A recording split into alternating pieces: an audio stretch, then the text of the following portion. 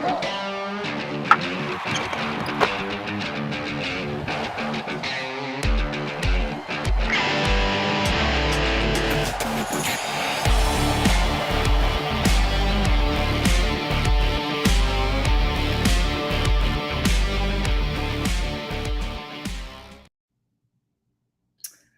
is up, ladies and gentlemen? It is Mikey McNuggets from the Ultimate Cleveland Sports Show. This is the newest, latest, most recent edition of Behind the Glass podcast. I am not solo the entire show. Earl will be joining me here any minute. He is setting up his stream. He's having some internet issues at the moment. So we're going to just read some comments, let everyone get a chance to sit in here as we await. We have breaking news really to get to, which is kind of the purpose of this whole show. The Browns have signed Shelby Harris. We will dive into that momentarily. Like I said, I'm looking at Earl's screen. He is going to re-plug his computer, and he'll be here in a sec. What's up, Eddie? How you doing? We're going to get a bunch of your chat comments in today, and we're going to discuss the Shelby Harris news from every angle possible over the last next 30 minutes. He signed about 45 minutes ago. The initial report came from Jordan Schultz. Then Mary Kay Cabot confirm the news. So we will talk about Shelby Harris, what that means for the rest of the guys vying for the final roster spots in the defensive tackle rotation for the Cleveland Browns. Can he help? How good is he? What do you need to know about Shelby Harris? We're going to get into all of that here momentarily as we let some people trickle in, but mostly I'm just waiting on Earl to hop back in once his computer restarts. Anthony's usually joining us on Behind the Glass, but tonight he is at the Nickelback concert for his birthday. So happy birthday, Anthony. Professor Chaos, where would Shelby Harris be in the 32 for 32? It's funny you say that because my first thought when I saw that was, well, damn, the whole Siaki Ika argument we got into the other day is now mute because guess what? Ika is now the third defensive tackle at best. Shelby Harris, assuming he is healthy, will be the starter alongside of Dalvin Tomlinson, and that's a pretty damn good veteran duo. But we'll get to that. I promise. I don't want to give too much away. I don't want to steal any of Earl's thunder here. Eddie's next comment: does that sign help sway Earl's fans of the defensive line? I'm going to guess yes, but I'm not going to answer for Earl. Like I said, he will be back momentarily. Just to show you guys what we're working with. There's Earl, or there will be Earl. He'll be back in 1 sec, but he is not leaving me solo dolo for all of this. We do want to wish Anthony a happy birthday. He's usually joining us. We got 50 people in here already. We appreciate you. As soon as Earl's ready to rock, we will go and break down the Browns signing of Shelby Harris and touch on a few other things as well. But I want to give you guys a little plug real quick. And Cottonwood Slim, yes, it is great news. We've been talking about the Browns' need for a second defensive tackle, a proven commodity at that position.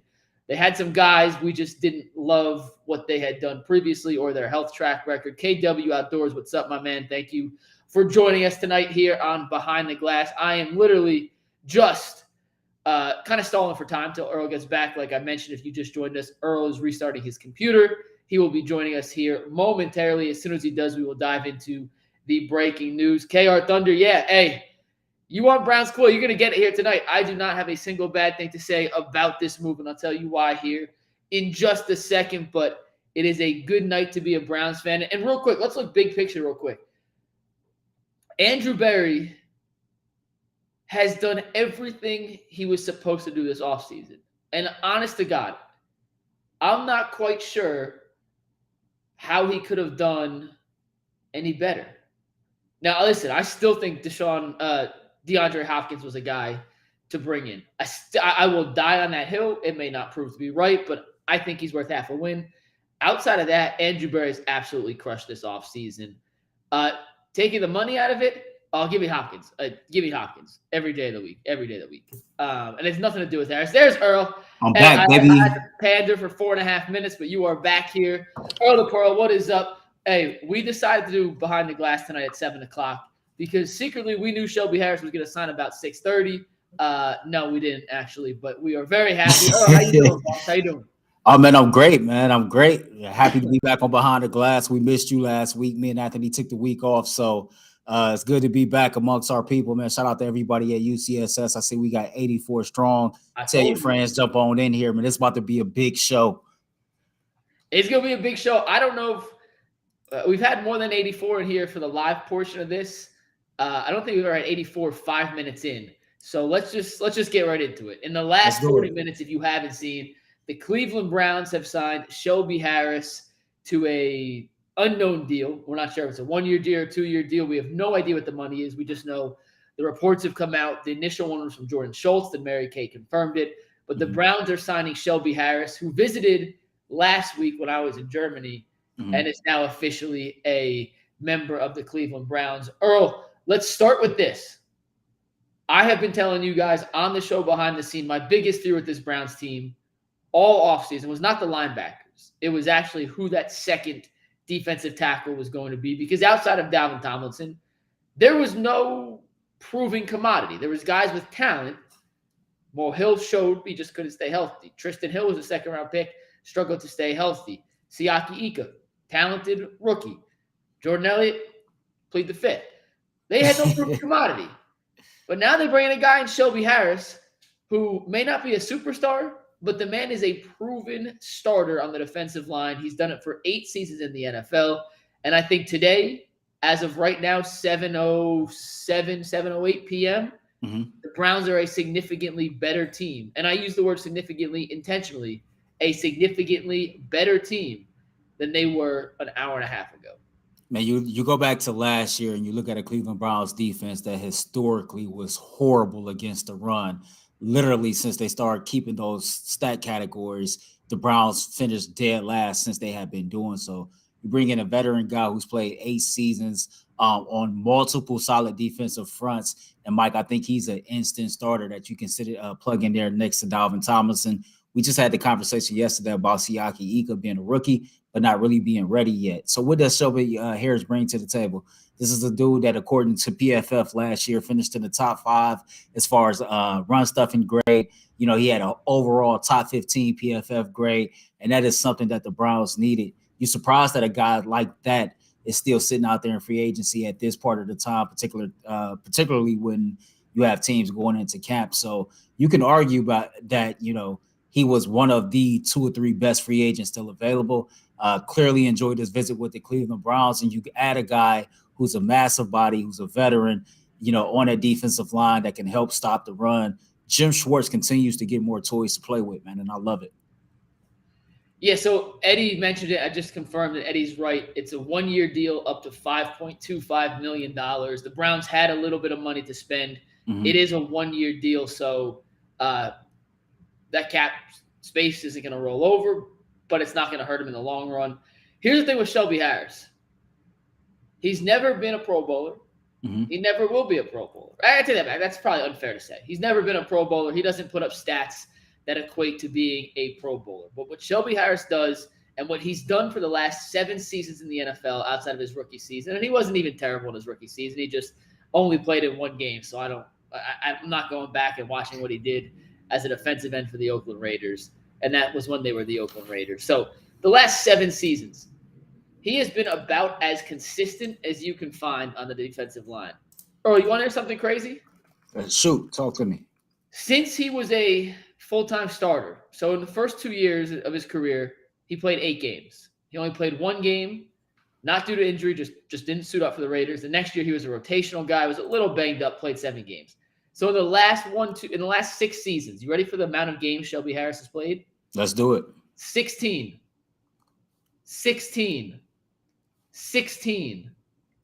11, 16, and 16. The man is about as consistent as it comes from an interior defensive line position. And that's a position that, historically speaking, deals with nagging injuries and is very rarely a 17 or 16 game per year player. Shelby Harris, for his PFF grades throughout his career, has never been in the top 10% of defensive tackles. He's never been lower than the top 45%. The man is the epitome of consistency.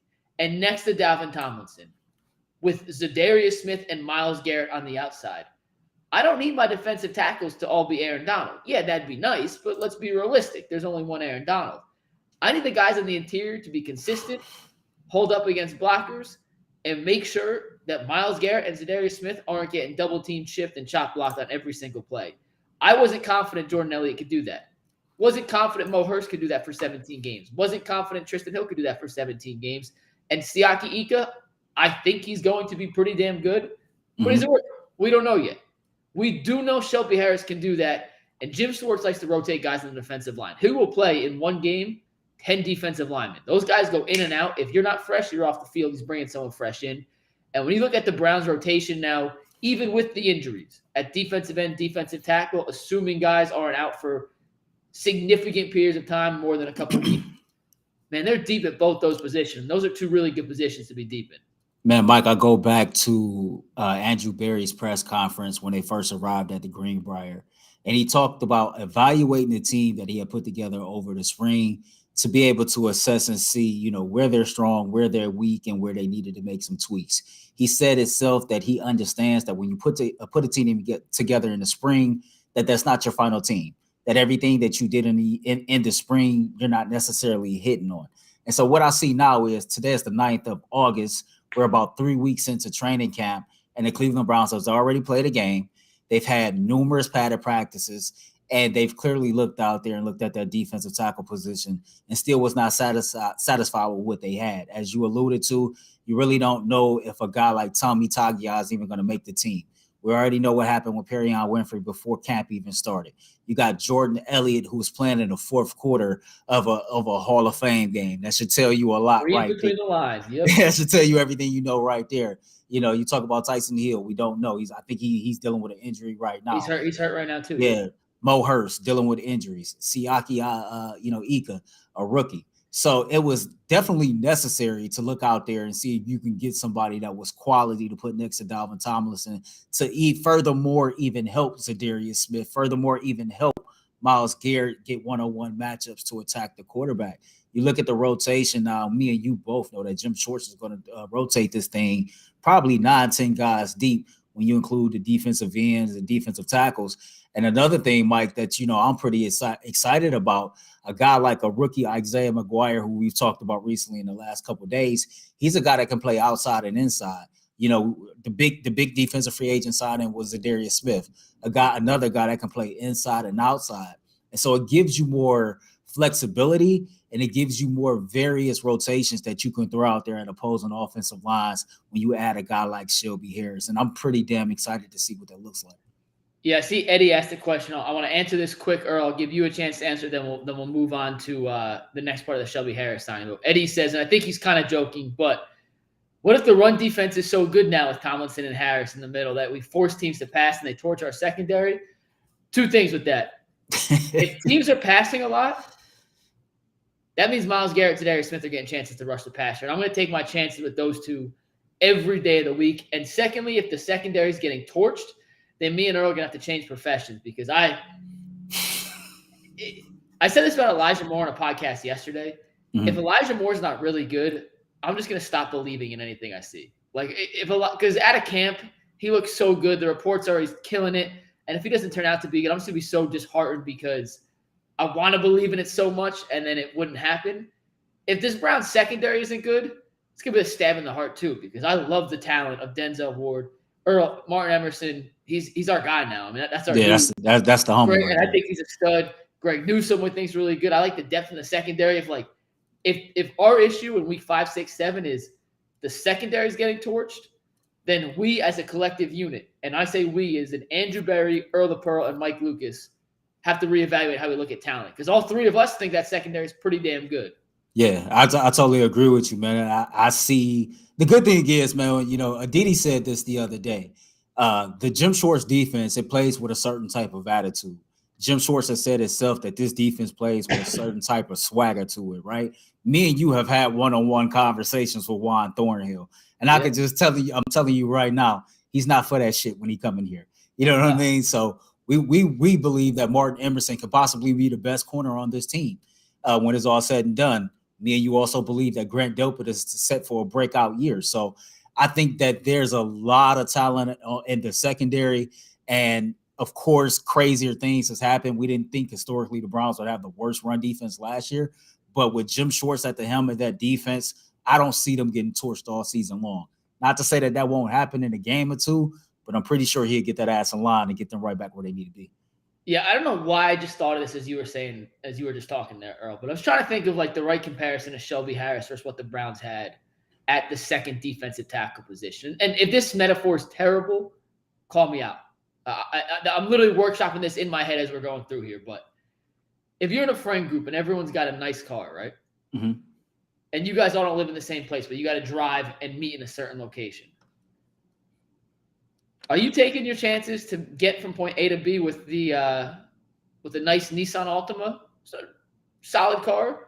Are you going to take the chance with the 1962 Thunderbird that's blown out its engine 7 times that you patchwork together yourself? Which one are you taking? If the goal is it to get to the meeting point. I'm not jumping to no Ford for no reason ever in my life. It's shit. Come on, man. You see what I drive. Chevy gang over everything. So I'm taking a Nissan. Yeah. And that's I'm taking a Nissan. Shelby Harris, and I mean this in the best way possible, is a Nissan Altima. He is reliable. He shows up. He gets the job done. He can get you about 200,000 miles, no problems. All you got to do is change the oil. So, and Tristan Hill, Mo Hurst, and this is not a knock on them. This is just looking at what they've done throughout their career. Those guys could be the super flashy 1962 Thunderbird with the big motor.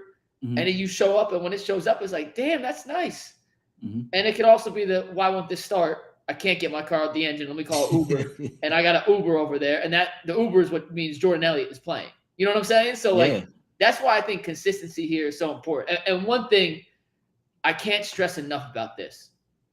Jim Schwartz rotates his defensive line more than any other defensive coordinator in football. I don't have the exact statistic to back that up, but when I was going through our defensive end conversation yesterday, the last 2 defenses that he's played in, the 4th defensive end in his system has played over 300 snaps. In comparison, the Browns' 4th defensive end last year played 168. They will rotate defensive linemen in and out.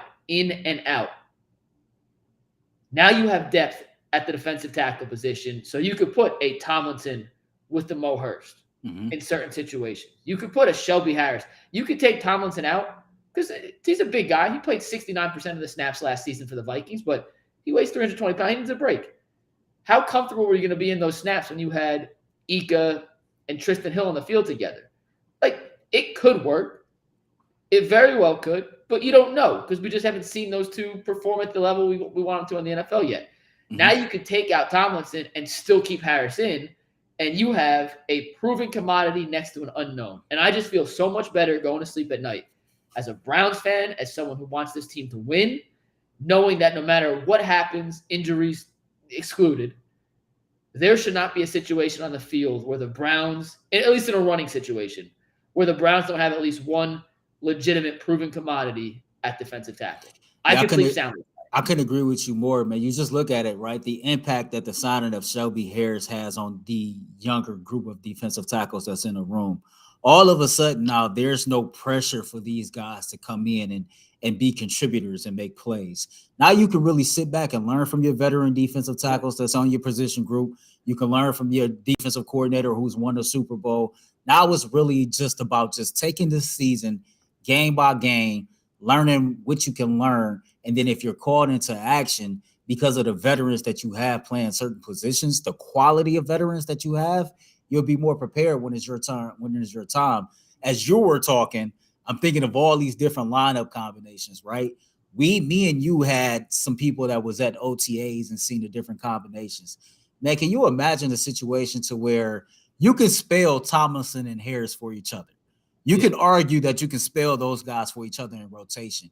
And then you throw Zadarius Smith next to one of those guys with Miles and Ogbo rushing on the outsides. It's just different combinations like that. Or say you go heavy on the goal line and you got Ika, Harris, and Tomlinson. It's like you have so many different combinations that you can throw. The thing that I love about Jim Schwartz rotating 9 to 10 guys out, man, is it not only does it keep those guys fresh for said game, but you're setting your team up for the long haul.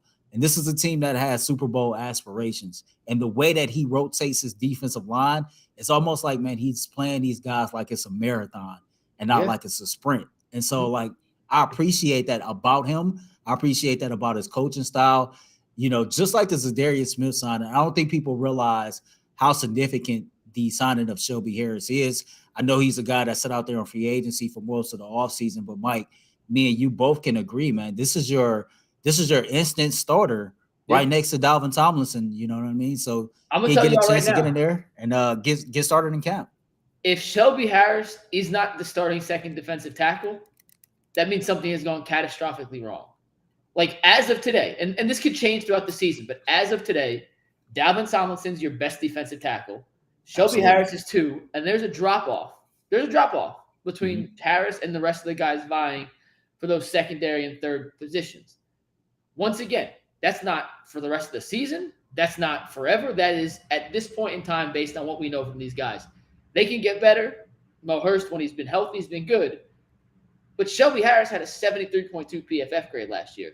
It's in the top 20 defensive tackles in all of football. We're talking about a guy that was only let go by Seattle because they had to make cap decisions. They were unable to keep their team together, and Harris was making $9 million last year guaranteed. So, bye-bye Shelby. Welcome to Cleveland. Perfect fit. That's not a guy the Seahawks wanted to get rid of, and it's a situation, this is looking way down the line, but like these are the kind of decisions the Browns are going to have to make next year. Like cutting a good player because you can't keep them all. Shelby Harris had not been diminished. Shelby Harris was a very productive player. They just thought that $9 million we need to use elsewhere to keep some of these other guys. So I don't know how you want to phrase this in a way that's not a negative to the guys that they currently have, but he's an upgrade. He is. And and if Bull wants to tell us tomorrow, whatever, Bull gonna say don't mean nothing. I will go to war with Bull tomorrow. Shelby Harris is a legitimate upgrade, and if we did the 32 for 32 right now, Siaki drops because he's no longer a starter, and I put Shelby Harris in the same spot I had Ika. I think they need a second guy at defensive tackle to be a legitimate contributor in stuffing the run. Because you know what sucks? You know what my worst night, and I know I'm going on a rant here early. You know what my worst nightmare is? What's that? If we are in a week-to-week situation like we were against the Falcons last year, we have all these pass rushers, and all we want to see is 3rd and longs, but teams are running for 4 yards to carry against us, and we're consistently in 3rd and 1, 3rd and 2 situations. And we don't get to see Myles Garrett pin his ears back and Darius Smith do what he does best, and Ogbo show off the potential we thought he had. And I say, like, if we can't stop the run, we don't get to see the best part of this defense. And that's why I think shoring up the interior of this defensive line was one of the most important things Andrew Berry could do this offseason. And kudos to Andrew Berry. You get an A+ from me, man. Kudos. Crushed it. Well, just to add on to what you said, you talked about his PFF grade. Let's keep in mind, the man had the 5th highest run defense PFF grade of any interior defensive lineman. He's good. He's really good. We've seen Seattle win Super Bowls with Pete Carroll as their head coach, with their defense being their primary. Now, of course, he was not on those teams, but I'm just coming back full circle to your point. A team like that don't release guys like that just because. You don't release a guy who finishes top 5 in run defense, especially knowing that the games in the NFL is won or loss of the trenches, right? And you play in the same division as the 49ers, who run the ball better than anyone else. Exactly. So you're not just letting guys like this walk. This was a cap casualty situation. And, the Browns will be in this situation next year or the year after that. But this is where I'm loving more and more what Andrew Berry has done this offseason and last offseason, right? You've created a situation to where you're creating competition amongst players at different position groups, right? And this is happening on the defensive line. This is happening on the offensive line. You look at, let's start with the offensive line. I'm trying to get this out real quick so we can move on. You got 2 guards that's making over $14-15 million, right? You got a situation coming up to where arguably this might be Jedrick Will's last season in Cleveland, okay? But you just drafted a rookie in DeJuan Jones. You still got a guy like James Hudson on the rookie contract. You trust your offensive line coach to where you can find a guy like you found Ethan Poaches, right? And you can bring those guys in similar to how Wyatt Teller was brought in and get these guys developed, and you can keep moving. So what am I saying? I can guarantee you one of those high-priced guards either won't be on this team or one of them will be restructuring their contract. Now, flip it on the other side of the ball on the defensive line. You signed Zadarius Smith to a 1-year deal. You got Shelby Harris on a 1-year deal. But you drafted a guy like Isaiah McGuire. We know a guy like Alex Wright is hurt right now, but everybody in Berea is very high on his potential. A guy like Isaiah Thomas that was a 7th-round pick. You got a lot of these young guys at different positions that are either on a rookie contract or on a contract to where they're not making much money. And if they can step up and prove themselves at any point this year, all of a sudden it gives Andrew Berry a little bit more wiggle room to move on from certain guys, to restructure certain contracts, and still be able to put together a quality team. One of the reasons, Mike, that I was never really worried about Deshaun Watson's contract is because I understand that I have to trust Andrew Berry to do his job. I understand that I have to trust Andrew Berry to be able to pay a quarterback in 2023 what quarterbacks make and still be able to put a competent roster around him. And so far, he's done so. We know every draft have hit and misses. We know every free agency has its hit and misses. But if these young guys that was drafted within the last 2 or 3 years can really just, show something this year, a lot of these guys I'm talking about that's playing behind veteran players, all of a sudden we're not too worried about the Cleveland Browns cap situation next year. Yeah, well, I'm going to say something maybe controversial, but then before we do that, I got to give a shout out.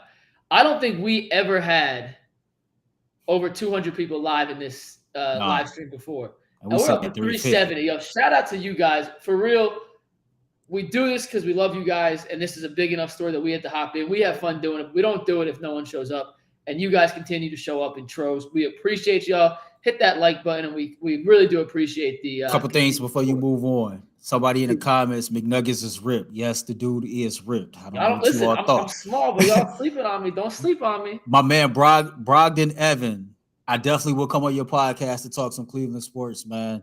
You can get my contact information, email from McNuggets, man. We can set that up. But shout out to everybody at UCSS, man. Hit that like button. Don't forget to subscribe to the Ultimate Cleveland Sports Show. Ring the bell, man, so you can get all alerts like behind the glass. And we're not done with Harris. Don't worry. We'll get back. But you mentioned the offensive line. There's a world that the Browns have 3 new starters on the offensive line next year. 3. I agree. I totally agree with you. I totally agree. In a world, listen, I'm just throwing it out there. I'm not saying it's going to happen. Either Teller or Bitonio, one of the two is definitely going to be definitely not the right word. Most likely be a cap cut casualty. Just say Teller. Listen. Jed Wills isn't, I'm going out on the record. Not to cut you off. I'm going out on the record. Joe Bitonio is going to retire Cleveland Brown. I would agree. If I had to guess, it'd be Teller. If Wills isn't good, you got DeJuan Jones. And Ethan Poach is on a 3-year deal. That's essentially a 1-year deal with a 2-year bonus. Mm-hmm. If they really like Luke Whippler, who played awesome in that first preseason game, you can save some more money. I'm just you don't have to, don't gun to the head. I'm just saying, there's a world that's possible. Back to Shelby Harris. If he plays in the preseason, it'll be in the last game. I think part of the reason he held out to sign this late into camp is he's a veteran. He doesn't need training camp. He doesn't really need preseason. If he plays, it'll be for a couple snaps in the final preseason game, I would guess. Mm-hmm. But I don't think they need him to play to prove anything. I think he has to get in here, kind of learn Jim Schwartz's system. But and you know what, you wonder exactly how much of the system that he has to learn, right? Like what different parts, and we've learned from being around Tyvus that some of these systems they travel. So now I'm starting to wonder, okay, how much of this system is familiar to him, and how much that does he have to pick up? But to your point, a veteran like that, waiting to this particular time to sign. I mean, that's why he's able to play 16 games a year over the last couple of years. He knows how to pace himself well. And I wonder, and this is dumb. I never played football at a high level. I told you on the show today, I played football for 1 year in my life. I was actually corrected. I played 2 years in my life. I thought they were such bad memories that I combined them into one terrible year. I played in 2nd grade. That's when I was the punter. In 5th grade, I was a left tackle, got flattened every single play, never played football again. Earl, true story, though. When I was in 2nd grade, guess who the running backs were on my team? How about this? Swear to God, true story. The backs of my top order team, no Sean Moreno. Okay. And Donald Brown, 2 first-round picks. Okay. In the NFL. And I was the punter. Let's go. Guess what? We ain't never punt because we had the 2 best players in all essential jersey that year. But and look at all 3 of y'all careers, how they done turned out. Now we all made it. Hey, I'm the last one still doing what we went to college for. So call it that. But hey, This is dumb football knowledge here, and if anyone has legitimately played, like, let us know. I'm curious. I'm gonna ask you tomorrow. How much of the system does a defensive tackle really have to learn? That's a good question. Because, and not to diminish the position, but linebackers, they have coverage. Linebackers got a blitz. Defensive tackle, kind of just outside of a stunt here or there, they kind of just go forward. And I don't mean that to diminish what they do. They're obviously crucially important, but from a schematic standpoint, like I don't know if it's to learn a new scheme. I'm not sure that's going to take 5 months like it would for a quarterback or a middle linebacker when your position is advanced and don't let the offensive line push you back. So I don't think it's going to be a huge learning curve for Shelby Harris. He's been in the league 8 years. There's only so much a defensive tackle could do. You know what I mean? Like, there's only so much that could do. So not only that, it'll take him forever to learn it. There's not a lot that he has not seen. You know, with an 8-year career, you've pretty much heard every offensive cadence that you can think of. You've probably seen just about every offensive set that you can think of.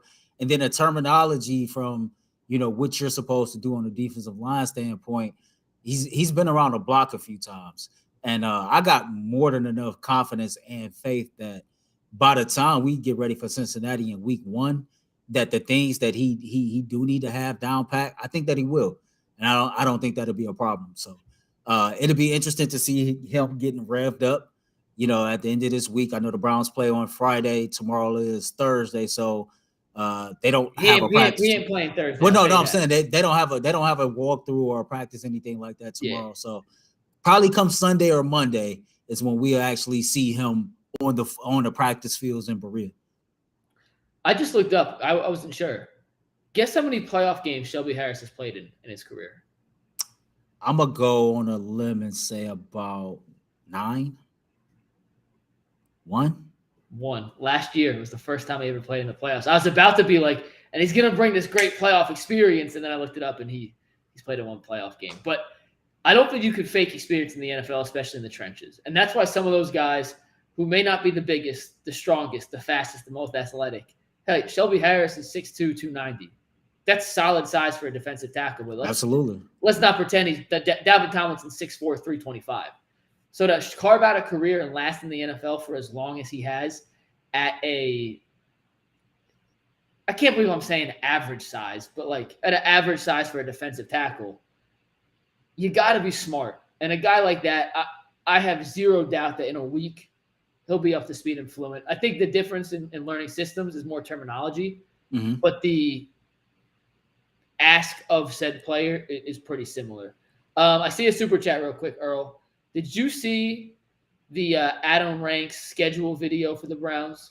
The 6 and 11? You retweeted. At the end, we'll get to that at the end. Let's save that for the end. Professor Chaos, we see your super chat. We will get back to that at mark the end. That. Please mark that, because man, listen, I'm going to tell you how we will get to that. Yeah, we will get to that. One last thing on Harris, Earl, and I think we'll talk about the show tomorrow. We'll do a little more research.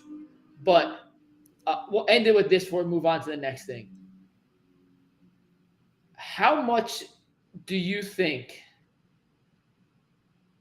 the players in the Browns locker room feel the fact that Andrew Berry is putting his balls on the table and saying, we're going all in? A move like this says we're going all in. Do you think that legitimately kind of invigorates a team knowing that from up top it's hey, chips are in, like we're going for it? Or is it we're going to focus on what we do, thanks AB, but whatever? Do you think that has any impact on the players themselves? Man, I'm going to try to not go Ray Lewis on you right now, but I tell you all the time, man, iron sharpens iron. As one person betters another. Yep. And energy is contagious, man. Not only that, attitude is a reflection of leadership. When you see your general manager going all in, making every move that he can possibly make to put the team in a position to have the utmost success, it makes you want to run through a wall for guys like that, right? You know, I've done shows on the radio, and I've talked about it when I was in your chair, that when you assess how the season went last year, right, and you come into this off season and you sit down with your coaching staff and your brass and you talk about everything that went on, every area that you were weak at, and everything that you need to do to improve this season, and everybody from the ownership on down move in a proper alignment to get the right coaches on the staff, to get the right coaches in the right coaching positions, a la Van Pelt moving back to quarterback coach, to assess the roster and add the right pieces in the right areas.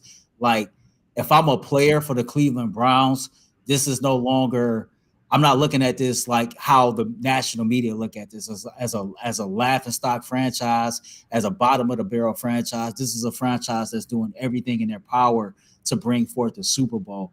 You know, I told you that I felt like this team was going to play in the AFC Championship.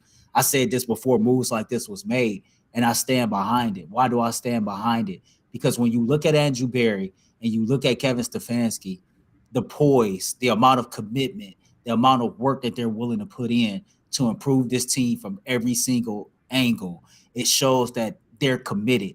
And when you see your general manager and your head coach committed, when you see your owner committed, paying a quarterback as much money as he's paid Deshaun Watson, everybody on that field, man, they feel that contagious energy. And it's not going to do anything but rev the engine up a little bit more. It's not going to do anything but have them more prepared, more focused to go out here and battle. You think about everything that we're talking about and the fact that 3 of your first 4 is against divisional foes. It's like the mentality is already being set of how this thing is going to go. So it's going to be great. Here's my favorite part about this, and it's in a good way and a bad way.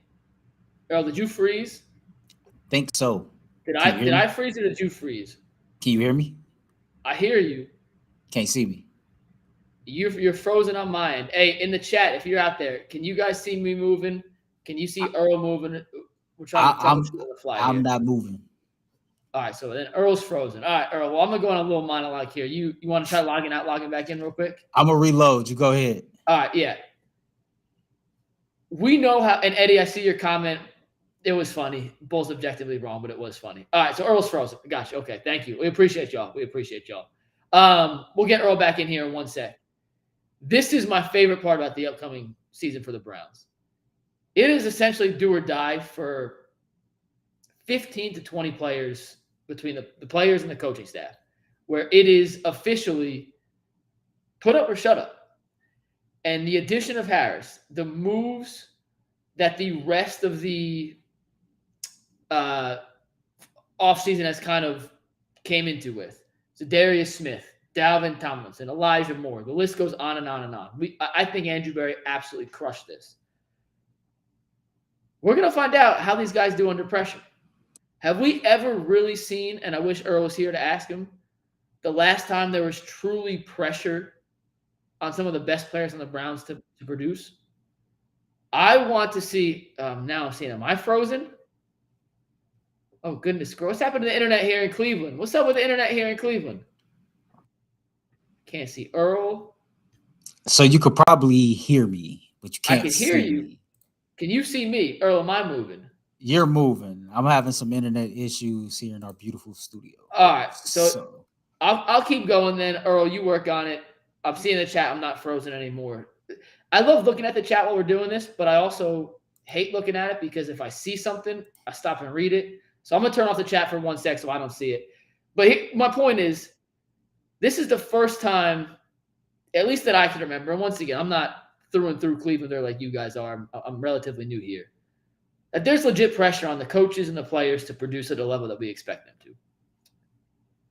Myles Garrett, Nick Chubb, Bitonio, Stefanski, Watson. The list goes on and on. Zadarius Smith, Denzel Ward. Is he worth $100 million? There's no excuse not to get the answers to those questions this year. Are you built for it? Are you a championship caliber player? You don't have to win the Super Bowl to be a championship caliber player, but you have to be able to perform when the lights are brightest and come up big when it's needed. And I see Earl's back in here in a sec. I can't remember a time in studying the Browns since I've gotten here and looking back at the past situations to find out what I need to know coming in, where there was real pressure on them to succeed, and pressure in the sense that you're back. Pressure in the sense that if it didn't go right, we're pulling the plug and doing a total remake. When Baker was good the year after that, it wasn't.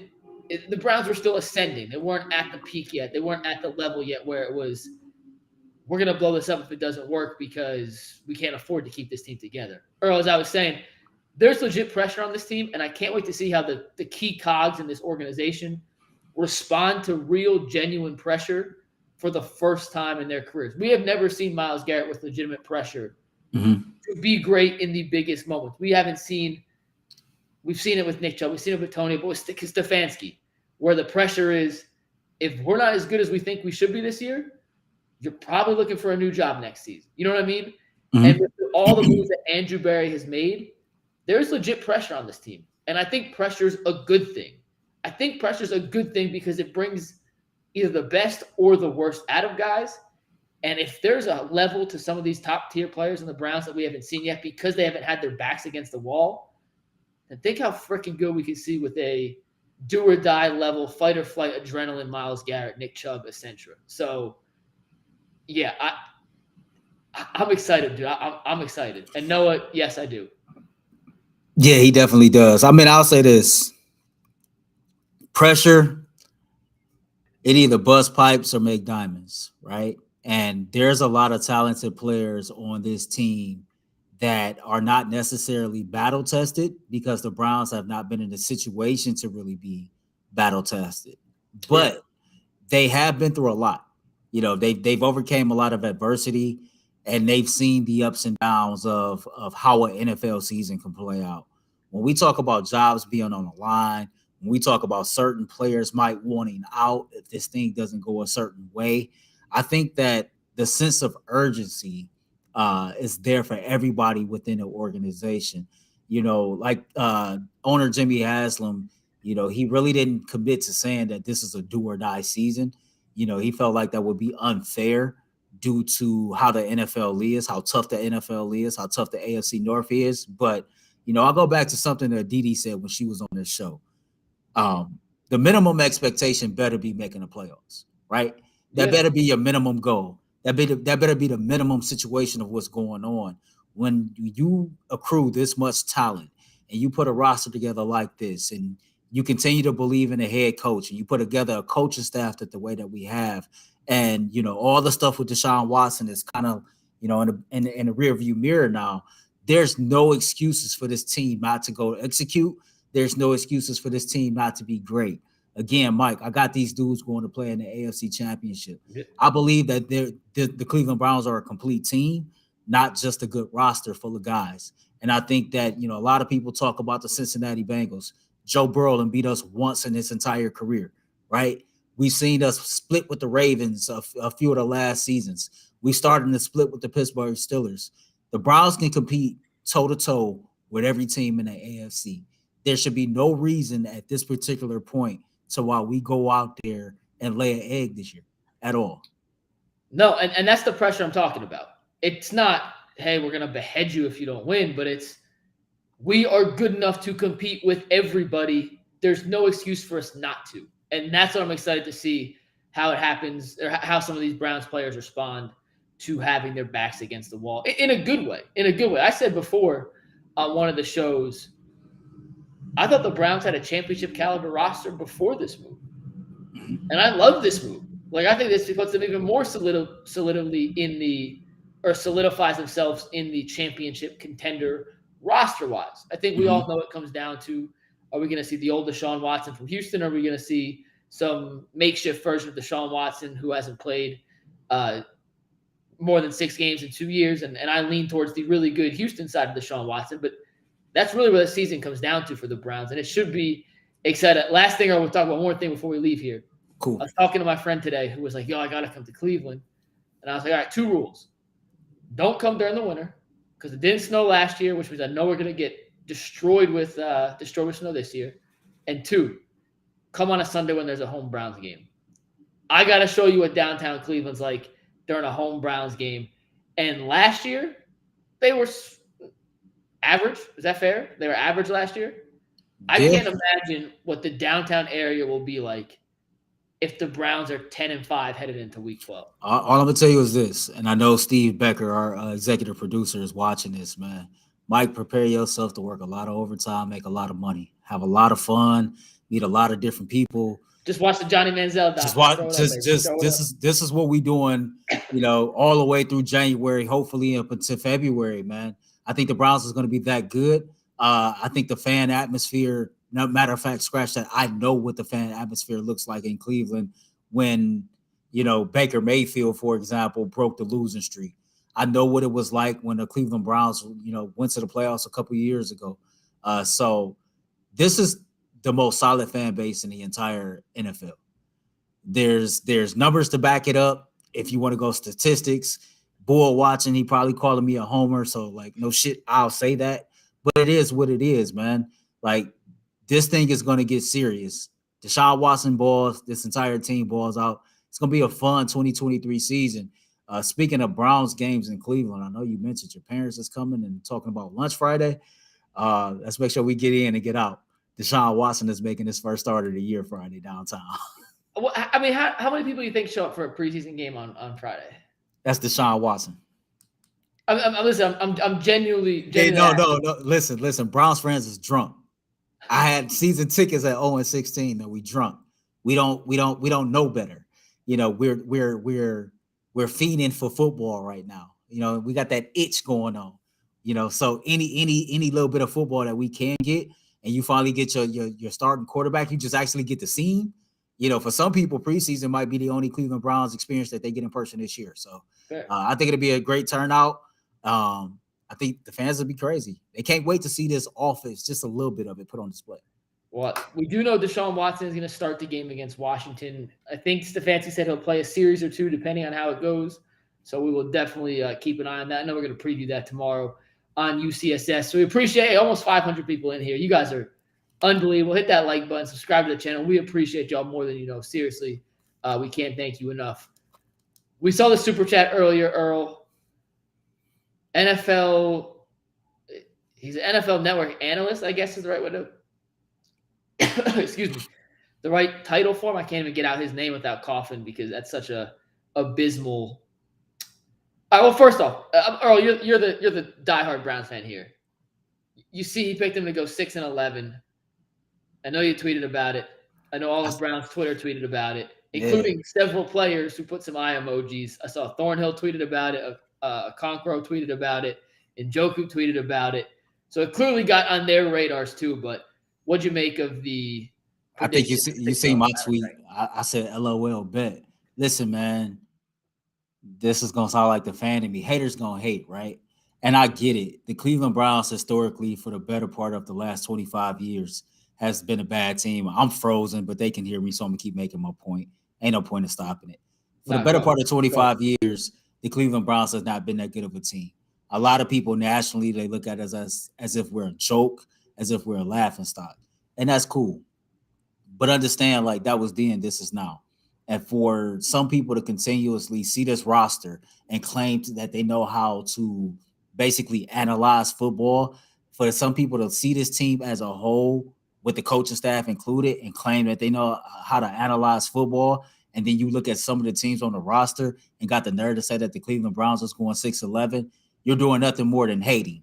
You're hating because you either don't like the Cleveland Browns as a whole, you're hating because you don't like Deshaun Watson being the quarterback, you're hating and you have some type of bias towards the Cleveland Browns, regardless of what you might say, because there's no way in hell that you can analyze the Cleveland Browns from top to bottom. There's no way in hell that you can analyze the Cleveland Browns coaching staff and have the audacity to say that they'll win 6 games. But stuff like that, man, it fuels the fire. So when we go out there and we start hitting teams in the mouth week in and week out, you know what I'm saying, that'll shut them up. And that same analyst will be on NFL Network trying to praise the Browns. But you know me, keep the same energy for us that you got now. Keep that energy come October and November because we don't want to hear it. So I saw that and I laughed at it. Well, the first thing I thought was, damn, that telestrator is awesome. I wish we had that in our studio. That was the first thing I thought. That's the producer in me. The second thing I thought was, and Earl, this is no shade at you. If you guys want to get upset or angry or whatever about preseason predictions, I'm all for it. I think laughing at someone predicting the season for a team is not absurd, but it's like, No one knows. And I think 6-11 is a ridiculous prediction for the Browns. If they go 6-11, something catastrophe has occurred to this team. But like when we made our predictions last year, all 17 people we had on the show had the Browns beating the Jets. And if someone had picked the Jets to beat the Browns before, we'd be like, man, that's crazy. How the hell are they going to do that? Well, it's football. It happens. So I do think his situation, the way he went about it, some of the games he picked them to win, some of the games he picked them to lose, is not how I would foresee the season going. Mm-hmm. But like to see dudes absolutely like up in arms about a guy who's clearly doing this for clicks. I laugh at the reaction he gets because y'all are playing into what he wants y'all to play into. Shout out to Levy Mayfield. Yeah, you want to read that super chat? Yeah, I watch all y'all on the Ultimate Cleveland Sports Show. Keep the content coming. Y'all keep it real and honest. 30 years of the same BS is over. Let's effing go. Shout out to Levy Mayfield, man. We appreciate all the support. We appreciate everybody that tunes in every day on the Ultimate Cleveland Sports Show, that tunes in every time we do Behind the Glass, man. We got a very unique situation. We try to keep it real. We try to give y'all something that's different from what y'all used to as far as the Cleveland sports lane. And just hopefully y'all continue to support it. We continue to get y'all a quality product. Oh, did you freeze? Were you able to hear what I said about preseason predictions? No, I heard it all. Like people who want to get upset and like laugh or get mad at it, like I'm all for you. I am the last one to be like, yo, don't get hyped about something or don't take something personally. Mm-hmm. But anytime I see that, I'm just like, you know what he's trying to do. Like these guys are all about clicks. Y'all are playing right into what he wants. So I always laugh. But you know what? But you know what though, Mike? I feel that, man. But just I've seen it too often up close and personal, right? Fair. And for you to be on, like we have an obligation. For one, like in sports media, we're entertainers just like anybody else. Yeah. You know, it's our job to entertain you, but it's also our job to be informative, right? That's not being informative. If you look at the Cleveland Browns roster, if you look at the coaching staff, you could argue the Cleveland Browns got a star. There's 11 positions on defense, there's 11 on offense. You could argue the Browns probably got a star on each side of the ball in 7 of those 11 positions. So for you to call yourself an analyst and get on national TV and make that type of prediction, that's not keeping it real. That's not being a proper analyst. That's not properly like informing the people of what's going on. That's not none of that. That's pure hating. That's pure bias. That's pure. You got something in your blood, man, that make that orange or brown. It just make you feel some type of way. Yeah, I mean, I'm guessing, and to be honest with you, I had never heard of Adam Rank before yesterday. He had 500,000 Twitter followers, so maybe he's a bigger deal than have you ever heard of him before? No.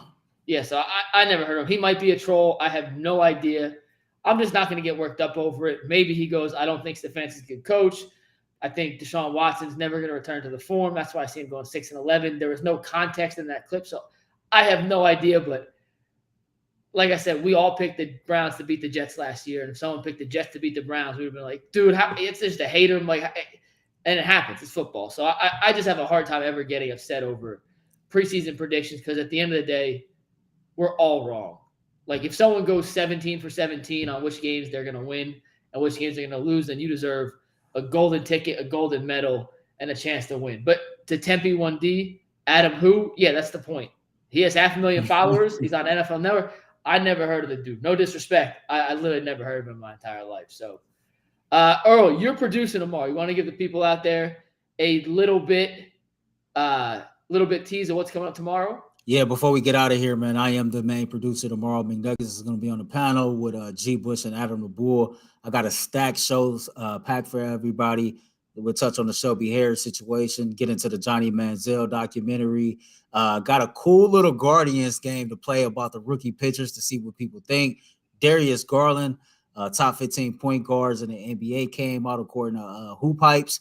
We'll talk about that a little bit. And of course, man, overtime, find something cool to talk about there. But that's about it. Looking forward to tomorrow's show. Y'all pull up, man. Y'all pull it out in drones today, man. Pull up tomorrow. Pull up. And one last thing, because I want to read a couple of chat comments before we go.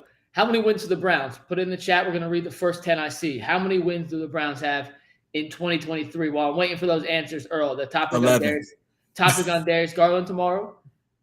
I can't wait for y'all to see some of the stuff we got cooked for basketball season on top of football season. I'm coming in looking at this basketball season in a totally different light, knowing that our guy Brad isn't going to be with us every week. He'll be in every once in a while, but not on a weekly basis. So we're going to have to get a little different insight into how we look at basketball season. I'm just telling y'all right now, if there's Darius Garland stock to buy, I'm buying it all. Give it all to me. I think he's in for a big season. All right, we got a bunch of comments. I'll read a couple. Earl, you read a couple, then we won't say goodbye. I'm going to go down to black play games. You get everyone below that. But old man Drizzy says 11. Evan 419 says 11. Todd says 11. Lil Fred says 13-6. That's impossible. They play 17 games, but I love the enthusiasm. KR Thunder says 10. Christopher Gillespie says 11. Black play game says 17-0. Shout out to Kool-Aid. We got James with 12. Trey Sanders says 11. We got Cameron Solomon with 12. JoJo Boy says 13-4. Lunch B Sound was 13. King Raw 14. We got 11, 12, 12, 9. So yeah, it's a lot of different opinions. A lot of people teetering in between 10 and 12 wins, which to me sounds about right. Yeah, we'll do our official predictions coming up closer to the season, but this is a double-digit win team on paper, and if it's not in reality, then Kevin Stefanski can have a lot of questions to answer in the coming future. This has been the best edition of Behind the Glass we have had yet. We love when breaking news happens. If you see myself and/or Earl in public, please come say what's up. We ain't scary. We love to chat with you guys. You guys are absolutely more than welcome. If you ever see us, come shoot the shit with us. I promise you we ain't going to run away. But we are back tomorrow at 11 a.m. on the Ultimate Cleveland Sports Show. We will see y'all in the morning. Appreciate y'all tuning in.